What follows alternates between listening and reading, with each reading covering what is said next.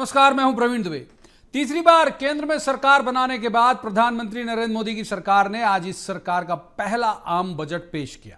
वित्त मंत्री निर्मला सीतारमण ने अपने तकरीबन 1.5 घंटे तक चले बजट भाषण में समाज के हर वर्ग और खासतौर पर युवा, किसान, मध्यम वर्ग, लघु उद्योग वालों से लेकर अपने सहयोगियों की भी झोली भर दी। आम मध्यम वर्गीय व्यक्ति का सरोकार बजट से जिस एकमात्र बात को लेकर होता है, यानी टैक्स स्लैब में बदलाव या छूट, वो भी इस बजट में दिखी। सप्तऋषि सहयोगी, समाज के अंतिम छोर का व्यक्ति, समावेशी विकास, शहरी अधोसंरचना, skill India international centre, startup, scholarship जैसे ढेरों सा और शाह ये शब्द आपको दिखे होंगे इस बजट में सभी समाहित थे। नीतीश कुमार और चंद्रबाबू नायडू के अलावा जिन मंत्रियों के विभाग में सबसे ज्यादा प्रावधान किया गया उनमें सबसे ऊपर नितिन गडकरी, उसके बाद रक्षा मंत्री राजनाथ सिंह और तीसरे नंबर पर कृषि मंत्री शिवराज सिंह चौहान शामिल है। बजट में टैक्स स्लैब में भी बदलाव किया गया। कुल मिलाकर यह कह सकते हैं कि बजट एक नजर में लोगों को राहत पहुंचाने वाला दिख रहा है। विपक्ष को भी इसमें ज्यादा कुछ आलोचना के लायक शायद नहीं दिखा। इस वजह से विपक्ष के नेता राहुल गांधी की टिप्पणी ऐसी आई कि ये कुर्सी बचाने वाला बजट है। उन्होंने क्षेपक लगा दिया कि ये उनके मैनिफेस्टो का कॉपी पेस्ट है। जाहिर है कि एमपी में मुख्यमंत्री डॉक्टर मोहन यादव और बीजेपी के प्रदेश अध्यक्ष वीडी शर्मा को इसमें गुण ही गुण दिखने थे और विपक्षी दल के प्रदेश अध्यक्ष जीतू पटवारी को दिल्ली के विपक्षी नेताओं की तरह अवगुण ही अवगुण। तो आज बात इसी मसले की करेंगे कि क्या बजट में गठबंधन धर्म हावी है या राज्यों में जड़ें मजबूत करने की बीजेपी की कोशिश है। क्या बजट की राहतें काफी हैं या ऊंट के मुंह में जीरा की तरह हैं। एमपी का भी एक जिक्र जो इस विषय से जुड़ा भले ही नहीं है लेकिन है तो वो भी राहत वाला।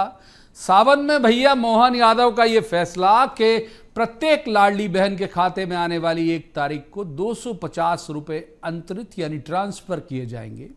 ये राशि प्रतिमाह जारी होने वाली 1250 रुपए की राशि से अलग होगी। तो बतेरे ऐसे सवाल जिन्हें लेकर जाएंगे खास पैनल के पास और कहेंगे जवाब तो देना होगा, लेकिन रस्मन सबसे पहले आपको दिखाते हैं एक रिपोर्ट। देखिए,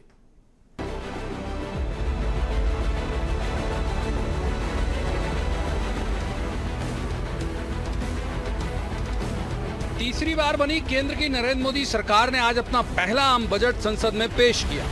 वित्त मंत्री निर्मला सीतारमण ने बजट भाषण पढ़ने की शुरुआत में ही ऐलान किया, शिक्षा और रोजगार के लिए बजट में 1.48 लाख करोड़ रुपए रखे गए। बजट रोजगार, प्रशिक्षण, एमएसएमई और मध्यम वर्ग पर केंद्रित रहे। टैक्स स्लैब में भी छूट को इस बजट में परिभाषित किया गया है। बिहार और आंध्र प्रदेश से सरकार के रिश्तों की प्रगाढ़ता इस बजट में भी देखने को मिली। बिहार में सड़क से लेकर बड़े पुल, इंडस्ट्रियल कॉरिडोर, बाढ़, मंदिर, यानी जो भी बिहार में अभी तक मुश्किलें होती थी उन सभी के लिए तगड़ा प्रावधान बजट में किया गया। युवा, किसान, छोटे उद्यमी सभी के लिए भर भर के अनाउंसमेंट किए गए। वित्त मंत्री निर्मला सीतारमण ने बजट की 7 प्राथमिकताओं को सप्तऋषि कहते हुए कहा कि इनमें समावेशी विकास, अंतिम छोर अंतिम व्यक्ति तक पहुंच, बुनियादी ढांचा और निवेश, निहित क्षमताओं का विस्तार, हरित विकास, युवा शक्ति और वित्तीय क्षेत्र शामिल किए गए।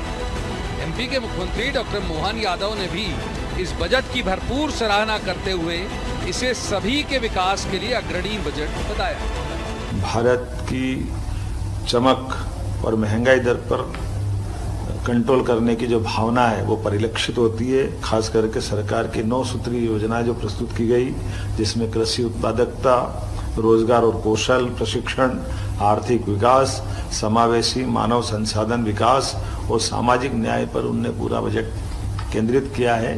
निश्चित रूप से यशस्वी प्रधानमंत्री के नेतृत्व में भारत दुनिया में अपनी एक नई पहचान कायम करेगा। ये बजट मध्य प्रदेश को भी अपने विकास के साथ कदम से कदम मिलाने के लिए मौका देगा। विकसित भारत में ही विकसित मध्य प्रदेश की संभावना भी छिपी हुई है। इस नाते से मैं पूरे बजट की अपनी ओर से बधाई देता हूँ, शुभकामना देता हूँ। कांग्रेस के लिए जाहिर है कि यह बजट उत्साहवर्धक कैसे हो सकता है। लोकसभा में विपक्ष के नेता राहुल गांधी ने बजट को कुर्सी बचाओ बजट कहा और दावा किया कि अन्य राज्यों की कीमत पर बीजेपी सहयोगियों से खोखले वादे करती है। पूर्व कांग्रेस प्रमुख ने यह दावा भी किया कि बजट 2024 के चुनावों के लिए कांग्रेस के घोषणा पत्र और पिछले बजटों की कॉपी और पेस्ट वाला काम है। यानी राहुल गांधी कह रहे हैं कि जितने प्रावधान इसमें किए गए हैं कमोबेश उन्होंने वो सारे अनाउंस किए थे अपने घोषणा पत्र। तय है कि जब उनके नेता की लाइन ये आ गई तो एमपी के नेताओं की लाइन भी वही रहनी थी। एमपी कांग्रेस के प्रदेश अध्यक्ष जीतू पटवारी ने भी बजट को निराशाजनक बताते हुए तो सवाल खड़े किए। पहले सिंगल झूठ में काम चलता था, अब डबल झूठ से बजट का बखान हो रहा है। डबल झूठ की ये सरकार कांग्रेस की नकल करना चाहती थी घोषणा पत्र की, ढंग से नकल भी नहीं कर पाए। मध्य प्रदेश के साथ इस बजट में छलावा हुआ है, उस भावना का अनादर हुआ, अपमान हुआ है जिसमें 29 के 29 सांसद बीजेपी को मिले हैं। इस बजट से एक बात बिल्कुल साफ दिख रही है कि गठबंधन के सहयोगी केंद्र सरकार की प्राथमिकता में हैं और उनको संतुष्ट रखने की पर्याप्त कोशिशें सरकार के हर कदम में साफ नजर आ रही हैं। फिर भी यदि एक लाइन में कहें तो ये बजट मध्यम वर्ग को राहत देने वाला और बहुत सारी संभावनाओं से भरा हुआ तो है। Bureau report, BST। उन मेहमानों का मैं आपसे परिचय करा दूं जिनके साथ हम चर्चा को आगे बढ़ाएंगे। हमारे साथ हैं वंदना त्रिपाठी, बीजेपी की विद्वान ऊर्जावान प्रवक्ता हैं। वंदना जी का बहुत स्वागत। दूसरे मेहमान हैं आनंद जैन कासलीवाल, ये कांग्रेस के विद्वान ऊर्जावान प्रवक्ता हैं। आनंद जी का भी बहुत स्वागत। और तीसरे मेहमान हैं सरमन नगेले, वरिष्ठ पत्रकार हैं, अच्छे राजनीतिक विश्लेषक हैं। सरमन जी का भी बहुत बहुत स्वागत। शुरुआत करेंगे आनंद जी से। आनंद जी, ये सप्तऋषि वाला जो बजट है, पहली नजर में कैसा लगा आपको? पूर्णतः विफल बजट है। चुनाव की डील, चुनाव की सरकार बचाने के लिए जो डील हुई थी, उस डील को पूरा करने पे सारा ध्यान इस बजट का फोकस है।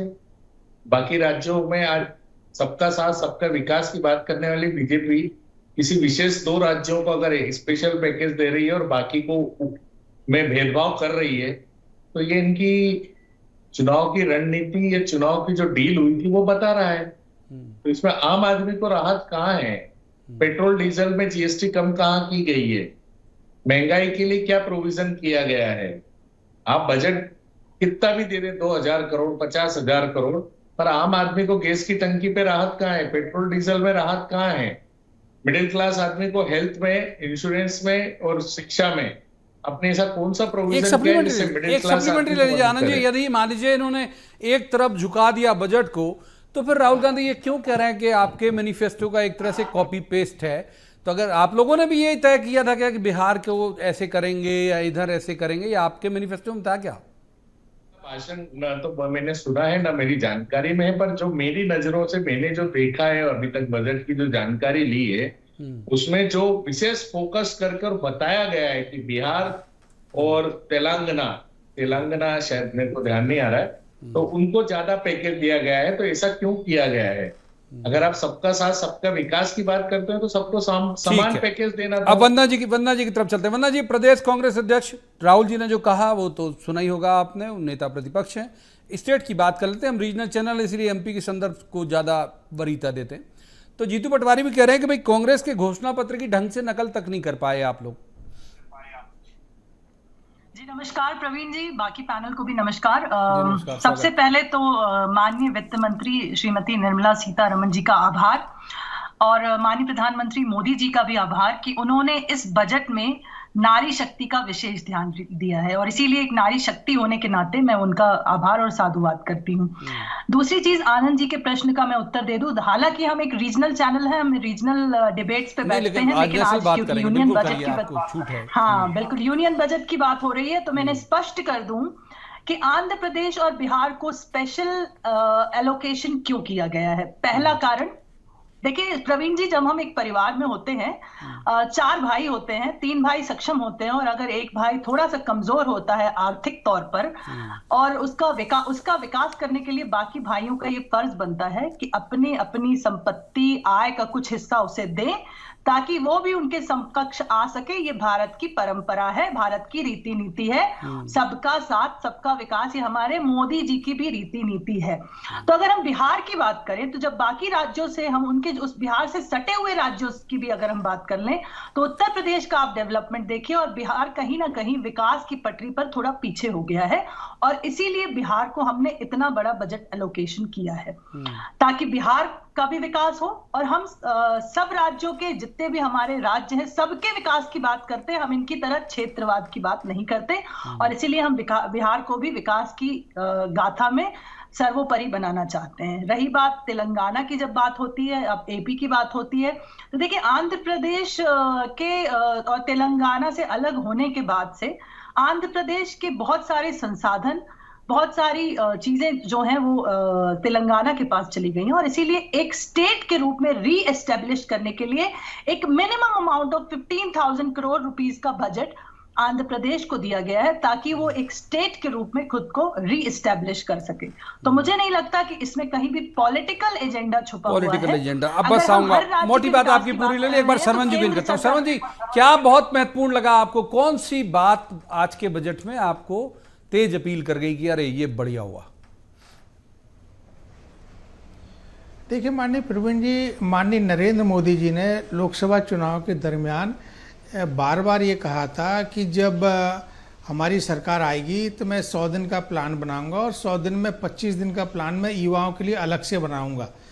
तो इस बजट में युवाओं के लिए जो उन्होंने स्कीम लेकर आए हैं, ईपीएफओ वाली, साथ में स्टार्टअप वाली, एमएसएमई वाली, रोजगार के लिए, स्किल डेवलपमेंट के लिए, और जो उनके कल्याण के लिए जो बहुत सारी स्कीम्स को लेकर आए हैं, ये मेरे को उसमें लगा है। साथ में उन्होंने एक चीज और कही है कि हम हर घर में एक उद्यमी तैयार करेंगे, यानी कि जो युवा है वो उनकी नज़र में, उनकी प्राथमिकता में, फोकस में रहा है माननीय नरेंद्र मोदी जी के। और इसके अलावा जो उन्होंने जो अपने चुनाव घोषणा पत्र के दौरान और बाद में भी जो कहा है कि गरीब, किसान, महिला और युवा, ये हमारे लिए देश में सबसे बड़ी प्राथमिकता है। इन चारों वर्गों को उन्होंने टच करने का प्रयास किया है। सबको उन्होंने कल्याणकारी, सबके लिए उन्होंने योजना बनाने का प्रयास किया है। और साथ में उन्होंने जो डिजिटल सेक्टर में भी काम करने की जो अपनी एक जो उनका लक्ष्य है या जो उनकी नीति है और जो मंशा है, उसको स्पष्ट किया है। इससे ये कह सकते हैं कि माननीय नरेंद्र मोदी जी का फोकस जो है ना, वो भारत को महाशक्ति बनाने की जो दिशा में जो काम किए जा रहे हैं, उसका एक अभी प्रारंभिक कदम है। ये कितना फलीभूत होगा ये कहना थोड़ा मुश्किल है, क्योंकि अभी फिर 2-3 राज्यों के चुनाव आने वाले हैं। और जहां तक एक और विषय है कि माननीय नरेंद्र मोदी जी का इस बार चूंकि लोकसभा में पूर्ण बहुमत नहीं है, हंग पार्लियामेंट है, 240 सीट्स आई हैं, तो उसका भी डायरेक्ट, इनडायरेक्ट, परोक्ष अपरोक्ष असर देखने में आया है। महत्वपूर्ण बात, चाहे वो महत्वपूर्ण बात। एक बार आनंद जी को इन करते हैं। आनंद जी, मैं इस आंशिक तौर पर इस बात से सहमत हूं जो वंदना जी कह रही थी। अब आप देखिए कि जो प्रावधान किए गए इसमें अगर बिहार में नए एयरपोर्ट या पुल बनाए जा रहे हैं तो इसमें गलत क्या होगा, या पटना पूर्णिया बक्सर भागलपुर एक्सप्रेस हाईवे हर जगह हर राज्य में बन रहे हैं तो वहाँ क्यों नहीं बनने चाहिए। और गया दरभंगा भी है, और भी गिनाऊंगा तो वक्त निकल जाएगा। फिर बाढ़ से वो लोग हमेशा बहुत पीड़ित रहते हैं, तो बाढ़ वाले मसले में बहुत सारे प्रोजेक्ट के लिए 11,000 करोड़ बाढ़ के लिए दिए। हम कोसी की बाढ़, कोसी का दर्द, जाने कितनी हेडलाइन से हम पहले भी खबरें चलाते रहे हैं इसको लेके। और गया सबसे बड़ा तीर्थ है हम सब लोगों का, वहाँ अगर वो काशी विश्वनाथ मंदिर कॉरिडोर की तर्ज पे बनाने की बात की गई है, तो ऐसा कुछ अतिरिक्त जैसा आपको लग रहा है कि यार ये गैर जरूरी था लेकिन बिहार को दे दिया? नहीं, हमारा प्रश्न ये है कि ये स्पेशल पैकेज की जो घोषणा थी बिहार के लिए, पहले तो वो बिहार को विशेष दर्जा देने वाले थे, आज वो उससे बैकफुट पे आ गए हैं, तो उसका एडजस्टमेंट वो अमाउंट से कर रहे हैं। आप देखिए, सीधा सीधा है, हमारा प्रश्न बिहार की डेवलपमेंट से नहीं है। मोदी जी ने और भारतीय जनता पार्टी की सरकार ने जो विशेष राज्य के दर्जे की डिमांड नीतीश कुमार जी ने की, आज बैकफुट पे आ गए कि हम विशेष दर्जा नहीं दे पाएंगे, तो उसका एडजस्टमेंट बजट एलोकेशन से कर रहे हैं। यही की स्थिति आंध्र की है। आंध्र तो सबसे डेवलप एरिया है, वहां विशेष राज्य की अभी क्या जरूरत थी। इसका मतलब ये सब चीजें जो गठबंधन बना उसकी डील हुई है, और डील को पूरा करने के लिए ये किया गया है। अब दूसरा प्रश्न मेरा, क्या मध्य प्रदेश अछूता है? मध्य प्रदेश को कोई स्पेशल पैकेज मिला? यहाँ से तो 29 सीटें बीजेपी को मिली, छत्तीसगढ़ से मिला, राजस्थान को मिला, महाराष्ट्र को मिला, तो आप बाकी जगह भेदभाव क्यों कर रहे हैं? और कोई बिहार राज्य कमजोर नहीं है, आप अपनी एडजस्टमेंट के लिए उनको अलोकेशन कर रहे हैं ताकि चुनाव है 3 महीने बाद। तो ये पूरा जो बजट है वो फोकस करके चुनाव को दिया गया है। दूसरा प्रश्न, आम आदमी के लिए सुविधा कहां बढ़ी है? आज आप मिडिल क्लास आदमी अगर हेल्थ इंश्योरेंस लेता है तो उस पर कहां आपने जीएसटी कम किया, कहां आपने एफडी पे ब्याज बढ़ाया, ठीक है, होम लोन में आपने डिडक्शन बढ़ाया क्या? तो आम आदमी को राहत कहां मिली है? आपने तो अपना जवाब ले बजट लेते अपने हैं। हिसाब अब से जवाब ले बनाया, लेते हैं। युवाओं को- आपकी भी अधिकतम सारी बातें ले ली, अभी तो वक्त भी है डिबेट के लिए। वंदना जी, ये आपको अपने गठबंधन के सहयोगियों को खुश करना था। इनसे भी मैं सहमत हूं आनंद जी की बात से कि जिस वक्त वो शामिल हुए थे तब से चंद्रबाबू नायडू और नीतीश कुमार एक ही राग अलाप रहे थे कि भाई हमको स्पेशल स्टेट का, विशेष राज्य का दर्जा दिया जाना चाहिए। तो इतना बजट उनको भर भर के दे दिया कि भाई वो उनको लगा कि हाँ भाई लो, आपकी बात भी रह गई। और आनंद जी जो कह रहे हैं कि आम आदमी के लिए कुछ नहीं है बजट में। देखिए, पहले तो आनंद जी मध्य प्रदेश की बात कर रहे थे प्रवीण जी, और हाँ, क्योंकि हम वो भी मध्य कुछ प्रदेश बोलिए। में हैं, मध्य प्रदेश की बात अवश्य करेंगे। करिए। देखिए, मध्य प्रदेश तो वैसे भी विकास की पटरी पर बहुत तेजी से दौड़ रहा है, और हमारे जब मध्य प्रदेश की बात होती है तो छत्तीसगढ़ उसमें ऑटोमेटिकली इंक्लूड हो जाता है। जब हम छत्तीसगढ़ की बात करते हैं तो छत्तीसगढ़ संसाधन संपन्न राज्य है, इसीलिए मध्य प्रदेश और छत्तीसगढ़ के लिए कोई विशेष बजट का एलोकेशन, जितनी भी केंद्रीय योजनाएं होंगी वो मध्य प्रदेश और छत्तीसगढ़ में लागू होंगी, उनका लाभ मध्य प्रदेश और छत्तीसगढ़ के लोगों को मिलेगा। और रही बात सरकार कार्य कैसा कर रही है राज्य सरकार, तो उसका नतीजा चुनाव के रूप में हमने देख लिया है कि किस प्रकार से हमने 29 सीटें जीती। आज का जो बजट है प्रवीण जी, उसके विषय में कुछ संक्षिप्त बिंदु मैं आपको बताना चाहूंगी कि यूपीए गवर्नमेंट के टाइम के बजट से आज 20% इंक्रीज है आकार में, साइज में इस बजट का। तो ये हमारा डेवलपमेंट है। आज हमने चौमुखी विकास करते हुए 18.7% जीडीपी को मेंटेन करके रखा हुआ है। कोविड काल जो वैश्विक महामारी का काल था, उसके बाद बहुत सारे देशों में सरकारें बदल गई थी, लेकिन भारत में फिर से वही सरकार आई। इसका मतलब हमारी जो कोविड के समय पे हमने जो व्यवस्था सही तरीके से करी थी, लोगों को जो सुचारू रूप से उपचार प्रोवाइड किया था, इतनी बड़ी जनसंख्या वाला देश होने के बाद भी आज हम फिर से सरकार बना पाए हैं। तो कहीं ना कहीं हमारी बजट, हमारी नीति, हमारी रीति, आज आपने देखा जब बजट की बात होती है तो निर्मला सीतारमण जी, प्रधानमंत्री मोदी जी ज्ञान की बात करते हैं, यानी कि गरीब, युवा, अन्नदाता और नारी शक्ति। तो उन चारों का ध्यान रखा गया है। गरीब की अगर हम बात करें और मिडिल क्लास की बात करें तो टैक्स रिलैक्सेशन एक बहुत बड़ा उसमें योगदान रखता है। एमएसएमई को सुदृढ़ बनाने की बात की गई है। युवाओं की बात करें तो 500 कंपनीज में 1 करोड़ युवाओं को इंटर्नशिप का मौका दिया जाएगा और 5,000 स्टाइपेंड भी दिया जाएगा। मुद्रा लोन 10 लाख से 20 लाख कर दिया गया है, जिसका 65% महिलाएं यूज करती है। तो नारी शक्ति और युवा दोनों के विकास, तो एक विकसित भारत की जो परिकल्पना वाला ये बजट है, ये लोग इसे पचा नहीं पा रहे हैं। ठीक है, एक बार शर्मन जी को इन करते हैं। शर्मन जी को इन करते हैं। शर्मन जी, जो ये ठीक है कि हम कुछ ना कुछ उसमें से निकालते हैं, और मतलब हमारा पेशा यही है, हमारा आपका दोनों का। तो ये जो सबसे ज्यादा पैसा गडकरी जी के डिपार्टमेंट को मिला, फिर शिवराज जी भी हमारे तीसरे नंबर पे हैं, इसे कैसे परिभाषित करते हैं? फिर रक्षा का बजट है नंबर 2।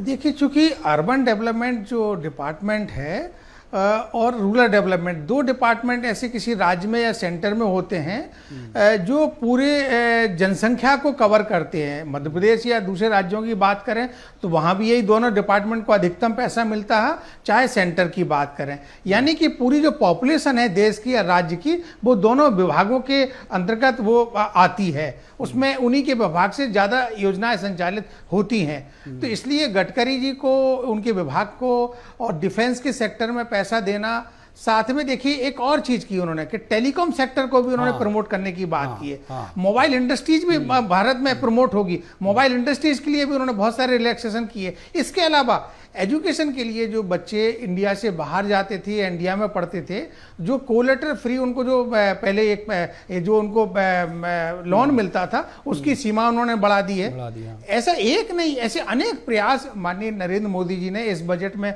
करने का प्रयास किया है। लेकिन अब उससे कितने लोग लाभान्वित होंगे? एग्रीकल्चर सेक्टर में वो नए नए काम कर रहे हैं। आप देखिए कि उन्होंने ऊर्जा के सेक्टर में भी काम कर रहे हैं, वो समन्वित विकास के सेक्टर में भी काम करने की बात कर रहे हैं, वो इंफ्रास्ट्रक्चर के सेक्टर में भी। जो उनकी 9 प्राथमिकताएं हैं उस पर यदि पूरी तरीके से अमल हो जाए तो निश्चित रूप से भारत के विकास में चार चांद लगेंगे, पंख लगेंगे, लोगों को रोजगार मिलेगा और भारत की जो गरीबी स्थिति जो धीरे धीरे सुधर रही है वो सुधरेगी। एक और चीज है, जो लगभग 4 करोड़ युवाओं को रोजगार देने की जो डायरेक्ट इनडायरेक्ट बात इस बजट में की गई है, चाहे वो स्किल डेवलपमेंट के माध्यम से की जाए, चाहे उनको वो ईपीएफओ के माध्यम से की जाए, या उनको बाकी और स्कीम्स के माध्यम से जो कि दूसरे डिपार्टमेंट से संचालित होंगी, यदि इस पूरे चीजों पर फोकस हो जाए तो निश्चित रूप से आनंद जी को इन करते हैं इसी विषय के साथ आनंद जी को इन करते हैं। आनंद जी, कुछ एक चीजें अगर अच्छी आपको लग रही हो तो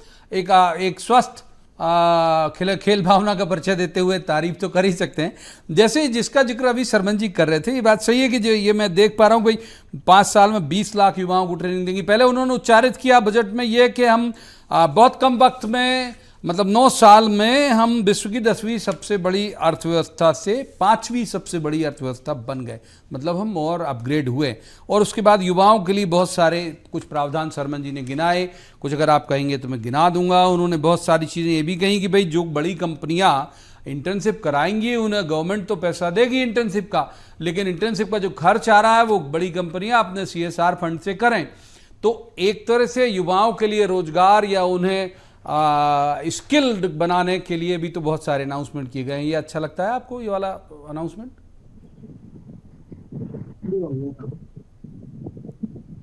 सुन पा रहे हैं आनंद जी? आनंद जी सुन पा रहे हैं क्या मुझे आप? कुछ तकनीकी दिक्कत है शायद, एक बार वंदना जी को इन कर लेते हैं। वंदना जी, यही एक सवाल कि क्या ये जो शर्मन जी ने इसके पहले एक बात कही थी कि जो मेजॉरिटी है वो कंप्लीट नहीं आई, कहाँ कहाँ हम मिस कर गए। जाहिर है कि आप लोग बड़ा माइक्रो एनालिसिस करते हैं, तो ये एनालिसिस में आया होगा कि भाई युवा, महिलाएं या किसान या ये जो सेक्टर है, ये जो वोटर है, ये हमसे थोड़ा दूर गया है, तो अब इनको इम्प्रेस करने के लिए करो। तो क्या बजट में ऐसा भी कोई रिफ्लेक्शन पढ़ सकते हैं?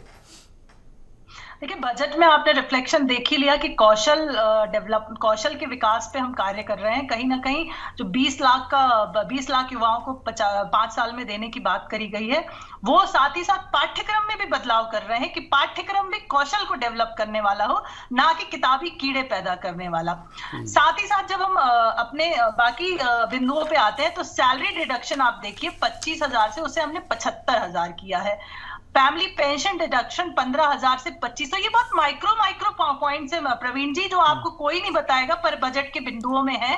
टैक्स रिलैक्सेशन आप देखिए, टैक्स ये बहुत माइक्रो पॉइंट्स है। सैलरी डिडक्शन पर कौन ध्यान देता है? फैमिली पेंशन स्कीम डिडक्शन पर कौन ध्यान देता है?